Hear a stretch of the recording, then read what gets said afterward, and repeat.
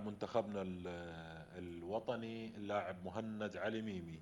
مهند يقول كل اخباري تمام، طمن الجمهور كل الامور تمام، ما زلت اتفاوض على بعض بنود العقد في احد الانديه الكرواتيه، ويؤكد ان شاء الله سيتم حل كل الامور خلال اليومين القادمين. كل التوفيق هنودي، نتمنى ان تعود ذلك السيف القاطع في المنتخب الوطني. وحقيقة خط هجوم المنتخب الوطني بحاجة إلى مهند علي، هذا اللاعب اللي حقيقة، وراح أقولها مو مجاملة ولا شيء آخر، بس والله العظيم أرعب آسيا بمستواه اللي قدمه خلال العامين الماضيين في تصفيات كأس العالم في الخليج، في كأس آسيا، في غيرها. صدقوني اكو منتخبات قامت تخشى من هذا اللاعب، لذلك هو عين وصابته رباط صليبي يعني طاب من الرباط الصليبي من هنا،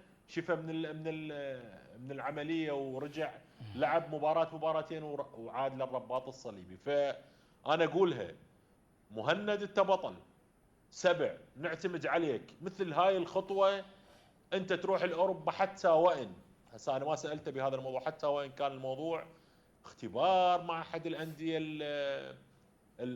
السويسرية او الكرواتية او غيرها، لكن ممكن من حق هذا النادي يقول لك لاعب راجع من اصابة ومن اصابتين وعمليتين، لكن مهند يحتاج الدعم الان. مهند علي يحتاج الدعم. البعض يقول على اساس يتم استدعاء من كاس اسيا المنتخب الوطني، لا، لا تنسون مهند علي مهاجم عراقي، مهاجم من طراز رفيع. كل اسيا صدقوني، وكل البلدان الخليجيه والمنتخبات الخليجيه والعربيه تتمنى لاعب بمواصفات مهند. فان شاء الله مهند كمل اموره مع احد الانديه الكرواتيه خلال اليومين القادمين، ونتمنى له كل التوفيق